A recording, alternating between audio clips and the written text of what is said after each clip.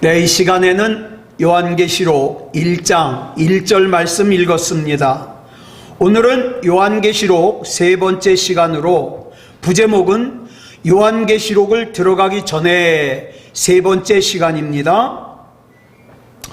자, 오늘은 그럼 요한계시록은 언제 기록되었을까요? 요한계시록 1장 9절 말씀 보겠습니다. 시작.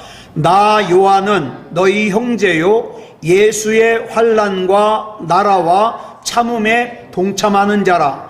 하나님의 말씀과 예수를 증언하였으므로 말미암아 반모라 하는 섬에 있었더니.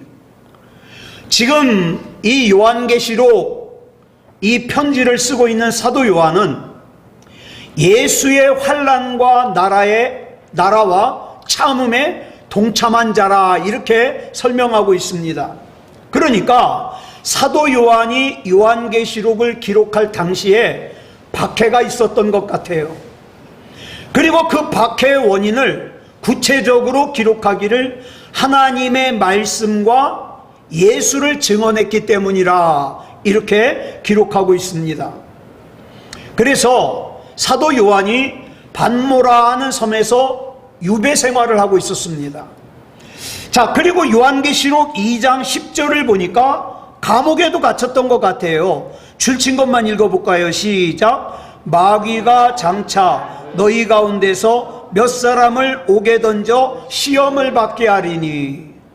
자, 요한계시록 2장, 요한계시록 6장, 요한계시록 16장을 보면 이미 그리스도인들 가운데 순교자도 나온 것 같아요.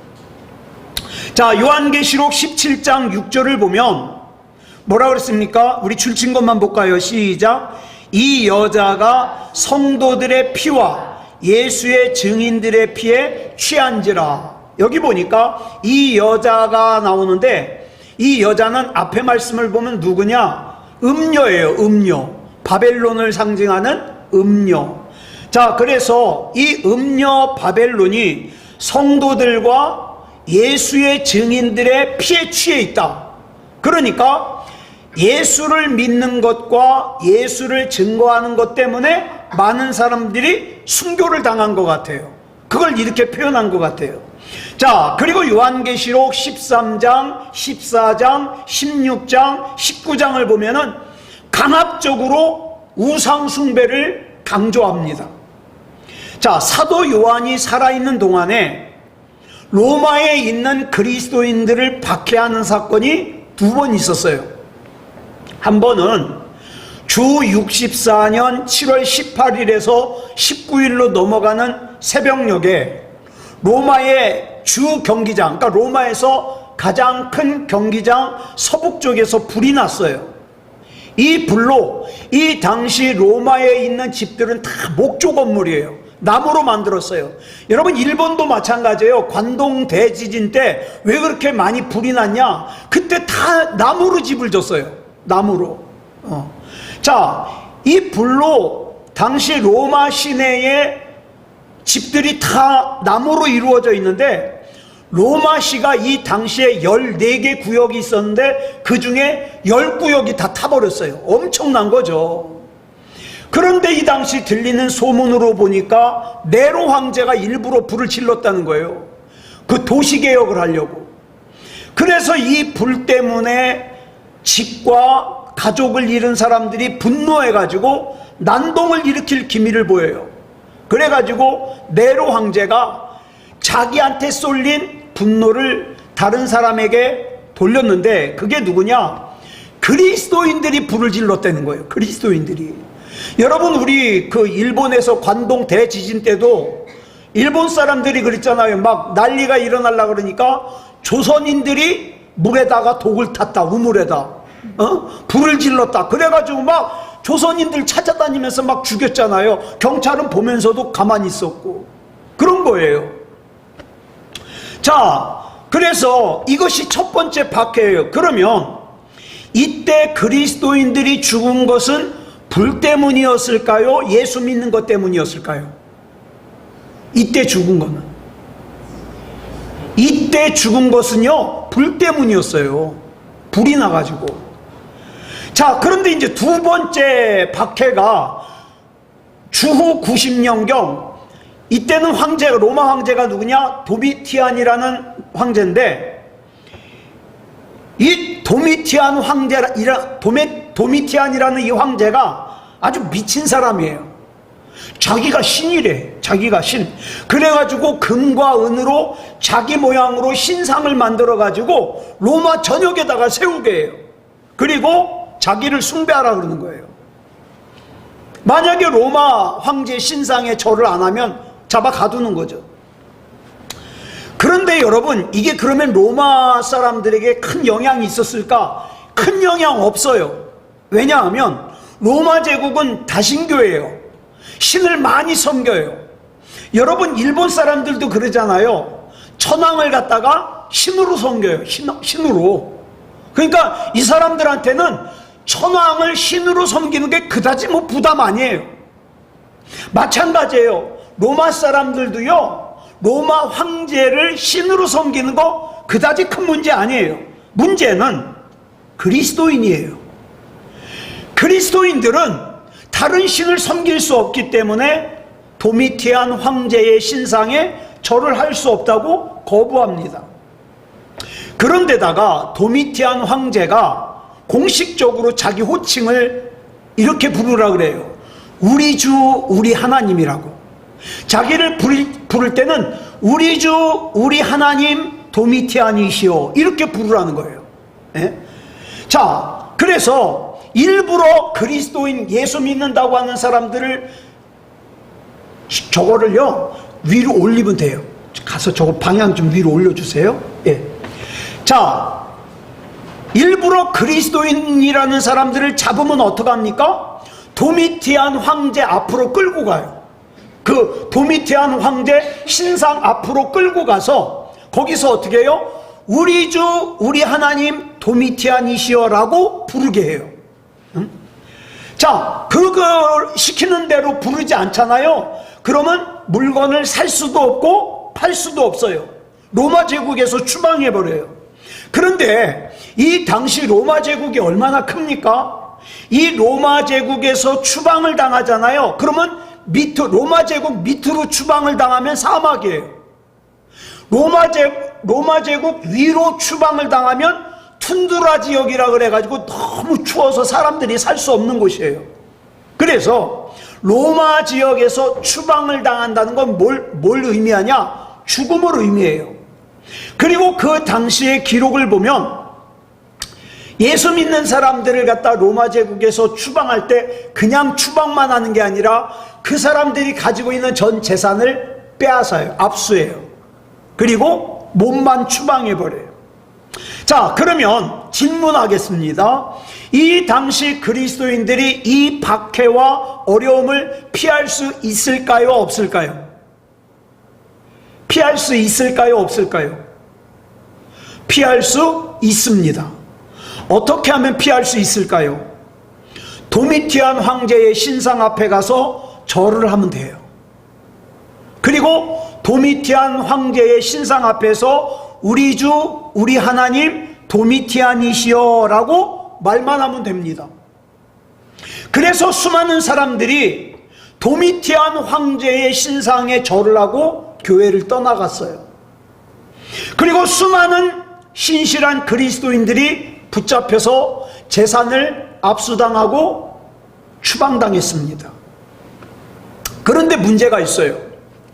내가 붙잡혀서 고통을 당하는 건 견딜 수 있는데 내 눈앞에서 내 부모, 내 자식이 고통을 당하고 죽임을 당하는 거는 도무지 볼 수가 없는 거예요. 근데 아까 말씀드렸어요. 이거 피할 수 있어요. 어떻게 하면 피할 수 있느냐? 도미티안 황제의 신상 앞에 가서 우리 주 우리 하나님 도미티안이시여라고 부르기만 하면 돼요. 속으로 안 믿어도 괜찮아요. 그냥 입으로만 우리 주 우리 하나님 도미티안이시여 이렇게 하기만 하면 돼요. 마치 일제시대 때 많은 목사님들이 야, 신사참배하는 것은 국민의 의례다. 그건 하나님을 배반하는 게 아니야. 그러니까 신사참배도 하고 예배도 드리고 그래라. 그런 거예요. 그런 거. 그래서 자 보세요. 박해가 거세질수록 그리스도인들 안에 갈등이 생기기 시작했어요. 어떤 갈등이 생겼냐? 아니 도대체 예수가 누구길래 예수를 위해서 내가 이런 고통을 당해야 되지? 이런 생각이 드는 거예요. 도대체 예수가 누구길래 예수 때문에 내 피 같은 재산을 뺏겨야 되지? 도대체 예수가 누구길래 예수 때문에 내 가족이 이런 고통과 죽음을 당해야 되냐? 과연 예수라는 존재가 그럴 만한 가치가 있을까? 여러분 그런 생각 안 해보셨어요? 어려움 당할 때? 도대체 예수라는 분이 내가 이렇게 고난을 당할 가치가 있을까? 내가 이렇게 자존심을 상할 가치가 있을까? 또 어떤 사람들은요 이런 생각을 해요. 중요한 건 마음이지. 나는 마음으로는 예수님을 믿어. 그저 입으로만 도미티안 황제의 신상 앞에서 우리 주 우리 하나님 도미티안이시여 라고 말하는 것뿐이야. 이런 사람들도 많이 생겼어요. 이렇게 그리스도인이라고 하는 사람들 안에 갈등이 생겨요. 고민이 생겨요. 두려움이 생겨요. 공포가 생겨요. 그때 주신 말씀이 뭐라고요? 요한계시록이에요. 자, 그러면 한번 보자고요. 이 요한계시록을 통해서 하나님께서 갈등과 고민과 두려움과 공포 속에서 벌벌 떨고 있는 그리스도인들에게 야 666 겁나지? 야 14만 4천 겁나지? 이러려고 이 편지를 쓰셨겠습니까? 그렇죠? 그러지 않잖아요. 하나님께서 목숨을 걸고 신앙을 지키는 그리스도인들에게 이 요한계시록을 통하여 말씀하고 싶은 게 있는 거예요. 마찬가지예요. 저와 여러분 지금 믿음다운 믿음 지키는 게 얼마나 어렵습니까? 여러분 믿음다운 믿음 지키는 거 쉽다는 사람은 아직 믿음다운 믿음을 경험 못 해봤을 가능성이 커요. 믿음다운 믿음을 가지는 건 정말 어려운 일이에요. 그런데 그런 저와 여러분을 위하여 이 요한계시록의 말씀을 주는 거예요. 예? 무슨 신비스러운 말로 수수께끼 같이 내가지고 겁줄라 그러는 게 아니라, 자, 이 로마의 황제 도미티안이요 뭐라고 떠들고 다니냐면 내가 살아생전에 나의 이 로마 제국 안에서 그리스도인들의 씨를 다 말려버릴 것이다, 이렇게 호언장담하고 있었어요. 그리고 실제로 박해를 가해요. 예수 믿는다는 소리만 들리면 가서 붙잡아가요. 그리고 전체 이 당시 전체 기독교 교회의 지도자라고 할 수 있는 사도 요한이 반모섬에 유배가 있어요. 근데 뭐 이건 진짜인지 모르겠는데 그냥 들으세요. 이 사도 요한을 갖다가 죽이려고 십자가에 달아가지고 불을 태웠는데 불이 붙었는데도 죽질 않아요.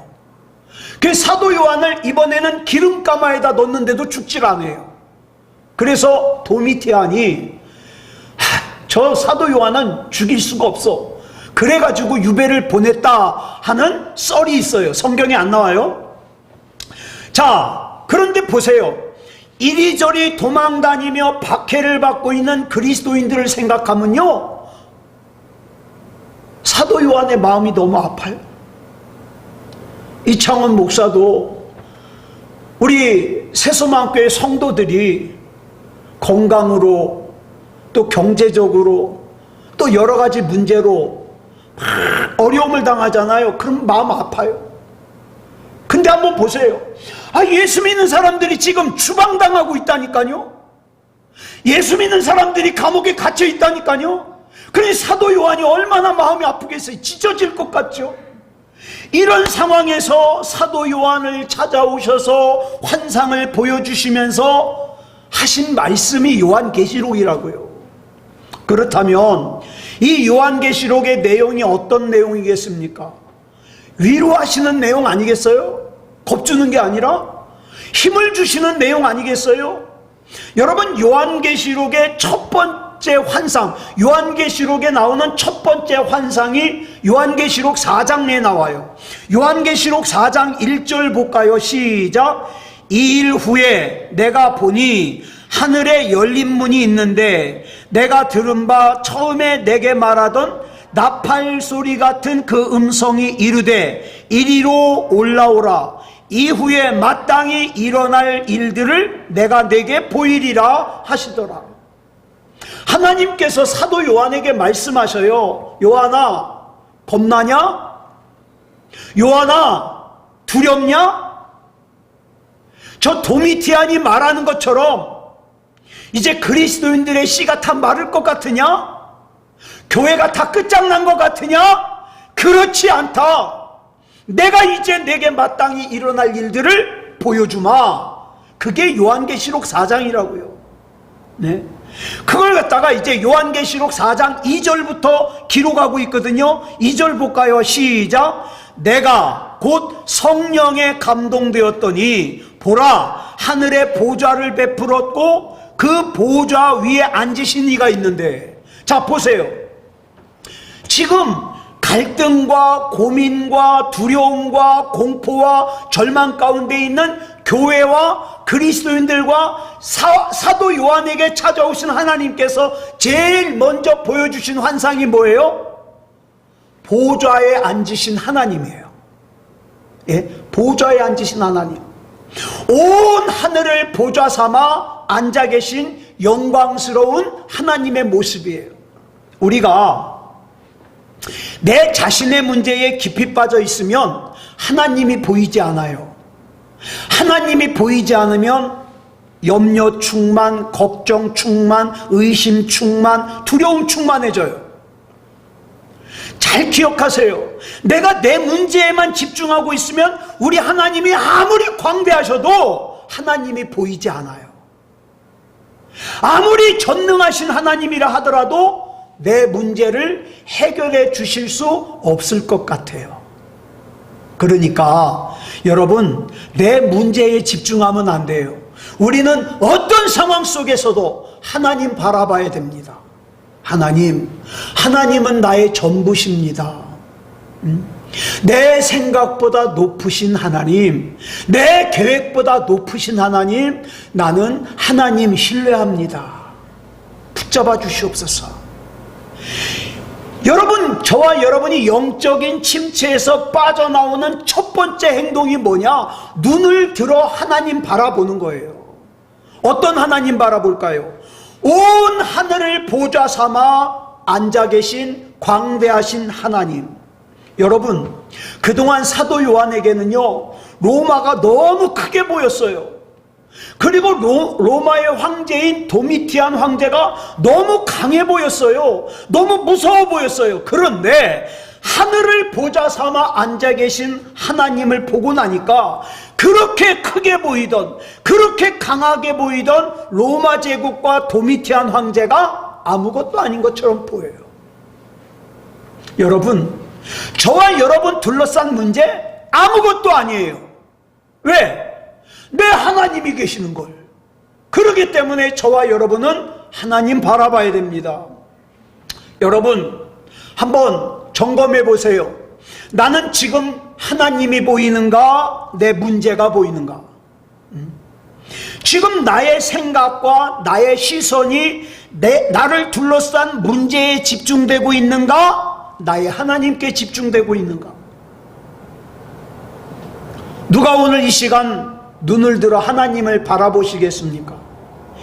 이사야 40장 12절부터 17절까지 보면 우리 하나님을 장황하게 설명하고 있어요. 제가 세번역 성경으로 써왔는데 우리 같이 읽어보겠습니다. 시작. 누가 바닷물을 손바닥으로 떠서 헤아려 보았으며 뼘으로 하늘을 재어보았느냐? 누가 온 땅의 티끌을 되로 되어보고 산들을 어깨 저울로 달아보고 언덕들을 손저울로 달아보았느냐? 누가 주님의 영을 헤아릴 수 있겠으며 주님의 조언자가 되어 그를 가르칠 수 있겠느냐? 그가 누구와 의논하시는가? 누가 그를 깨우쳐드리며 공평의 도리를 가르쳐드리는가? 누가 그에게 지식을 가르쳐드리며 슬기로운 처세술을 가르쳐드리는가? 그에게는 문 나라가 고작해야 두레박에서 떨어지는 한 방울 물이나 저울 위의 티끌과 같을 뿐이다. 섬들도 먼지를 들어올리듯 가볍게 들어올리신다. 레바논의 삼림이 제단의 장작으로 충분하지 않고 그곳의 짐승들도 번제물로 드리기에 충분하지 않다. 그 앞에서는 모든 민족이 아무것도 아니며 그에게는 사람이란 전혀 없는 것이나 다름이 없다. 그런데 그런 하나님 앞에서 알량하게 자기가 좀 뭘 가졌다고 으쓱해요? 얼마나 우스워요. 자기가 무슨 경험이 있다고 으쓱해요? 얼마나 우스워요. 여러분, 오늘 눈을 들어서 누가 이 하나님을 바라보기로 작정하십니까? 나를 둘러싼 문제에만 파묻혀 살면 하나님이 보이지 않아요. 성경 읽을 생각이 나질 않아요. 찬양할 생각이 나질 않아요. 그런데 여러분, 온 세상을 창조하신 하나님, 하늘을 보좌 삼아 영광스럽게 앉아 계신 하나님을 우리가 바라보기 시작할 때 어때요? 나를 둘러싼 문제는 작아지는 거예요. 하나님께 맡길 수 있는 거예요. 자, 18절부터 19절까지 더 볼까요? 시작. 그렇다면 너희가 하나님을 누구와 같다 하겠으며 어떤 형상에 비기겠느냐? 우상이란 대장장이가 부어 만들고 도금장이가 금으로 입히고 은사슬을 만들어 걸친 것이다. 자, 25절부터 26절까지 보겠습니다. 시작. 거룩하신 분께서 말씀하신다. 그렇다면 너희가 나를 누구와 견주겠으며 나를 누구와 같다고 하겠느냐? 너희는 고개를 들어서 저 위를 바라보아라. 누가 이 모든 별을 창조하였느냐? 바로 그분께서 천체를 수요를 세어 불러내신다. 그는 능력이 많으시고 힘이 세셔서 하나하나 이름을 불러 나오게 하시니 하나도 빠지는 일이 없다. 아멘. 예. 자, 28절부터 31절까지 보겠습니다. 시작. 너는 알지 못하느냐? 너는 듣지 못하였느냐? 주님은 영원하신 하나님이시다. 땅끝까지 창조하신 분이시다. 그는 피곤을 느끼지 않으시며 지칠 줄을 모르시며 그 지혜가 무궁하신 분이시다. 피곤한 사람에게 힘을 주시며 기운을 잃은 사람에게 기력을 주시는 분이시다. 비록 젊은이들이 피곤하여 지치고 장정들이 맥없이 비틀거려도 오직 주님을 소망으로 삼는 사람은 새 힘을 얻으리니 독수리가 날개를 치며 솟아오르듯 올라갈 것이요 뛰어도 지치지 않으며 걸어도 피곤하지 않을 것이다. 아멘. 누가 이 하나님을 바라보시겠습니까?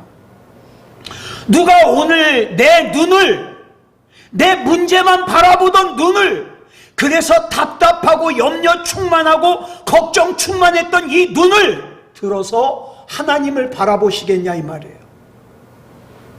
많은 나라들이 고작해야 두레박에서 떨어지는 한 방울 같다고 하신 하나님, 저울에 작은 티끌 같다고 여기신 하나님, 바닷가 땅들과 섬들을 먼지같이 여기시며 모든 열방 민족을 아무것도 아닌 것으로 여기시는 하나님, 이 하나님을 내가 볼 때 나를 힘들게 억누르던, 도저히 여기서 벗어날 수 없을 것 같았던 그 문제들이 더 이상 아무것도 아니게 된다 이 말이에요. 이렇게 다시 말씀드려요. 광야에 길이 나면 더 이상 광야가 아니잖아요. 사막에 강이 흐르면 더 이상 사막이 아니에요. 근데 우리 하나님이 그러시잖아요. 광야에 길을 내시는 분이다. 사막에 강을 내시는 분이다. 누가 이 하나님을 바라보겠냐고요. 사도 요한도 박해받는 문제에 집중할 때에는 낙심이 됐어요. 좌절이 됐어요. 절망이 됐어요. 예수 믿는 것 때문에 박해를 받는 그리스도인들을 생각하면 가슴이 찢어지는 것 같았어요. 그러나 눈을 들어 하나님을 바라보았을 때 회복될 수 있었고 하나님께서 맡겨주신 사명을 감당할 수 있었다 이 말입니다. 그래서 두려움과 낙심과 좌절과 절망 가운데 있는 사도 요한과 교회와 그리스도인들에게 요한계시록 19장 5절에서 하나님께서 이렇게 명령하셔요. 같이 읽겠습니다. 시작. 보좌에서 음성이 나서 이르시되 하나님의 종들 곧 그를 경외하는 너희들아 작은 자나 큰 자나 다 우리 하나님께 찬송하라 하더라. 여러분, 이게 요한계시록의 주제예요. 666이 주제가 아니에요. 우리 각자 처한 상황이 달라요. 그런데 하나님께서 저와 여러분에게 요구하시는 게 뭐예요? 찬양하라 이 말이에요. 찬양하라. 작은 자도 찬양해라. 큰 자도 찬양해라. 이것이 이 당시 두려움과 낙심과 좌절과 절망 가운데 있는 사도 요한과 교회와 그리스도인들을 향한 하나님의 명령이에요. 자, 그러면 이제 하나님의 명령을 들었으니까 사도 요한과 교회와 그리스도인들은 선택해야 돼요. 하나님이 명령하신 대로 찬송을 하든지 아니면 하나님 미치셨습니까? 지금 이렇게 박해가 심한데 무슨 찬송을 하라고 하십니까? 하나님은 하나님이시니까 우리가 얼마나 힘들게 박해를 당하고 어려움을 당하는지, 그래서 우리가 얼마나 두려운지 모르셔서 그런 말씀하시는 겁니다. 지금은 찬양이 나오질 않아요. 이렇게 거부하시겠습니까? 근데 참고로 찬양을 하잖아요. 찬양은 찬양을 불러옵니다. 감사하잖아요. 감사는 감사를 불러옵니다. 은혜는 은혜를 불러옵니다. 자, 뭘 선택하시겠습니까? 하나님께서는 지금 저와 여러분에게도 동일한 명령을 하셔요. 물론 지금 내 문제는 여전히 해결되지 않았어요. 여전히 힘들어요. 여전히 재정적으로 힘들고 여전히 몸이 아프고 여전히 내 문제가 해결될 기미가 보이지 않아요. 답답해요. 힘들어요. 그런데 하나님께서 이렇게 명령하셔요. 하나님의 종들 곧 그를 경외하는 너희들아 작은 자나 큰 자나 다 우리 하나님께 찬송하라. 어떻게 반응하실 거예요? 그러면 요한계시록에서는 어떻게 반응했나 볼까요? 6절 보겠습니다. 시작. 또 내가 들으니 허다한 무리의 음성과도 같고 많은 물소리와도 같고 큰 우레소리와도 같은 소리로 이르되 할렐루야 주 우리 하나님 곧 전능하신 이가 통치하시도다. 아멘. 이것이 환난과 핍박 중에 있던 사도 요한 당시에 사도 요한과 교회와 그리스도인들의 반응이에요. 오늘 저와 여러분은 어떻게 반응하시겠습니까? 허다한 무리의 음성과도 같고 많은 물소리와도 같고 큰 우레소리와도 같다는 것은 큰 소리로 대답했다는 뜻이에요. 많은 사람들이 대답했다는 뜻이에요. 그런데 여기 중요한 게 있어요. 자, 대답하면서 하나님을 뭐라고 호칭합니까? 주 우리 하나님. 이거 아까 누구 호칭이에요? 도미티안 부를 때 쓰는 호칭이에요. 우리 주 우리 하나님 도미티안이시여 이렇게 부르라고 그랬잖아요. 자, 근데 이런 뜻이에요. 이걸 우리 하나님께 붙인 것은 하나님, 나는 죽어도 나는 내 재산을 다 뺏겨도 도미티안 황제에게 이 호칭 사용하지 않겠습니다.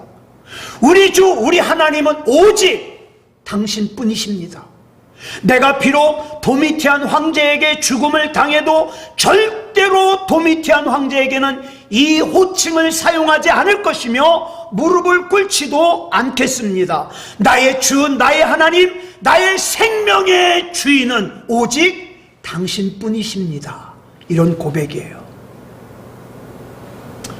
여러분에게 질문하고 싶습니다. 정말 예수님께서 여러분의 생명보다 귀하십니까? 정말 예수님께서 여러분의 재산보다 귀한가요? 정말 예수님께서 여러분의 자존심보다 귀하십니까? 더 놀라운 것은 이 낙심과 좌절과 절망 가운데 빠져있는 사도 요한의 눈을 열어 하나님을 보여주신 다음에 이렇게 말씀하셔요. 요한아, 도미티안 황제가 그리스도인들의 씨를 말려버린다고 했냐?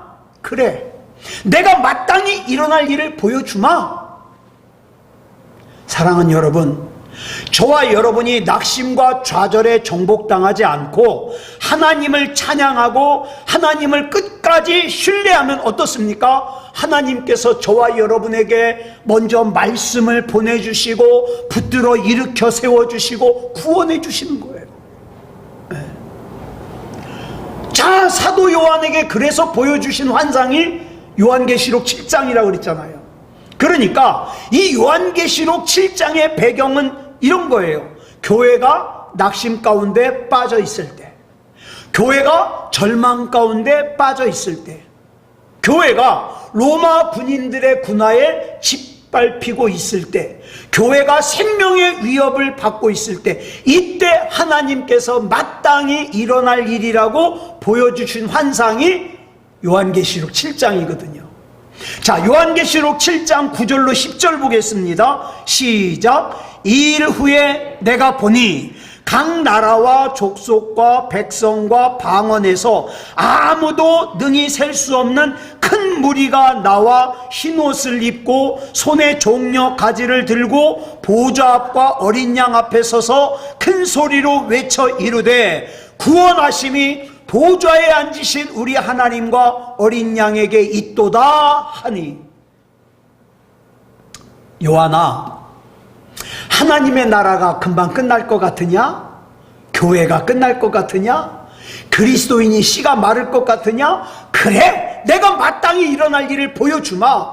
그래서 보여주신 거예요. 이제 저와 여러분도 둘 중에 하나 선택하셔야 돼요. 아멘. 이 환상은 반드시 이루어질 줄 믿습니다. 이렇게 반응을 하든가, 하나님 미치셨습니까? 지금의 상황을 보시면서도 그런 말씀을 하십니까? 이렇게 말씀하시든가. 하나님께서 저와 여러분에게 말씀을 먼저 보내주셔요. 아무것도 염려하지 마라, 두려워하지 마라, 너는 내 것이다, 내가 너를 오른손에 잡았다, 내가 너를 책임지마. 둘 중에 하나 반응하셔야 돼요. 아멘. 난 하나님 거 맞습니다. 나는 하나님 거니까 하나님이 책임져 주세요. 이렇게 반응하겠습니까? 하나님 미치셨습니까? 내가 빚이 얼만데, 내가 건강이 어떤데, 우리 상황이 어떤데, 이렇게 반응하시겠습니까? 예. 자, 그럼 보세요. 사도 요한에게 보여주셨던 이 환상이 이루어졌을까요? 안 이루어졌을까요? 예? 많은 사람들이 하나님을 찬양하는 이 환상이 이루어졌을까요? 안 이루어졌을까요? 이루어졌잖아요. 저와 여러분이 그 증거예요. 여러분, 사도 요한이 이 환상을 볼 당시에는 대한민국에 예수 믿는 사람들이 없었어요. 그런데 지금 예수 믿는 사람들이 많잖아요. 저와 여러분이 하나님 찬양하잖아요. 여러분, 저와 여러분에게 주시는 하나님의 말씀도 반드시 이루어집니다. 하나님께서 제발 내 마음속에 염려하지 말라고, 두려워하지 말라고 말씀하시면 아멘, 그러고 신뢰하세요. 예배에 생명을 걸으라 그러면 예배 중요하게 여겨야 돼요. 부르짖으라, 응답하겠다고 말씀하시면 부르짖어야 돼요. 부르짖으라고 그러는데 왜 부르짖지 않고 한숨 쉬고, 부르짖지 않고 걱정하고, 부르짖지 않고 두려워하냐고요. 그러면 안 되잖아요. 자, 사랑하는 여러분, 지금도 저와 여러분에게 우리 하나님께서는 말씀을 자꾸 주십니다. 예? 내가 성경을 읽을 때, 또 예배를 드릴 때, 또 기독교 방송을 볼 때 하나님의 말씀은 자꾸 우리를 향하고 있어요. 그러면 그 하나님의 말씀에 내가 어떻게 반응할 것이냐? 이것이 바로 요한계시록 내용이에요. 사도 요한이 어떻게 반응했는지, 이 당시 그리스도인들이 어떻게 반응했는지, 이 당시 교회가 어떻게 반응했는지, 이게 요한계시록이라고요.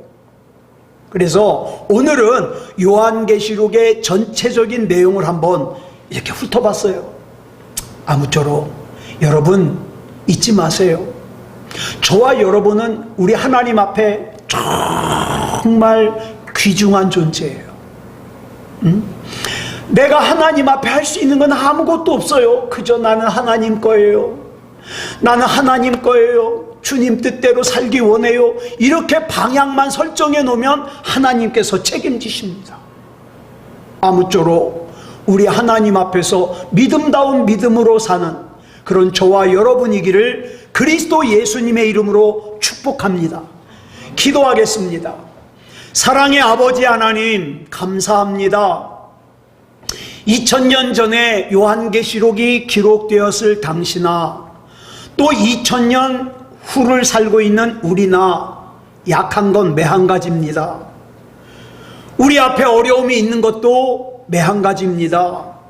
하나님, 우리 역시 사도 요한이나 또 그 당시 교회나 그 당시 그리스도인들처럼 우리 하나님께 집중하게 해 주시옵소서. 하나님, 악한 마귀는 자꾸만 나를 둘러싼 환경에 집중하게 해서 좌절하게 하려고, 절망하게 하려고 하지만 우리는 하나님 겁니다. 하나님 바라보기 원합니다. 하나님께서 주신 말씀, 하나님께서 주신 약속 선택합니다. 하나님 인도해 주시옵소서. 하나님의 은혜 가운데 붙잡아 주시옵소서. 지금 이 순간에도 하나님의 크신 능력을 필요로 합니다. 이 세상에 다른 것들 의지할 곳이 없습니다. 우리 하나님께서 붙잡아 주셔서 늘 하나님의 은혜 가운데 붙잡아 주시고 인도해 주시옵소서. 우리가 계속해서 요한계시록의 말씀을 나누어 갈 때 이 말씀 가운데 꼭 우리 하나님께서 우리에게 하시고 싶은 말씀 들려주시옵소서. 모든 것을 우리 주님 앞에 맡겨드리오며 그리스도 예수님의 이름으로 간절히 기도드렸사옵나이다. 아멘.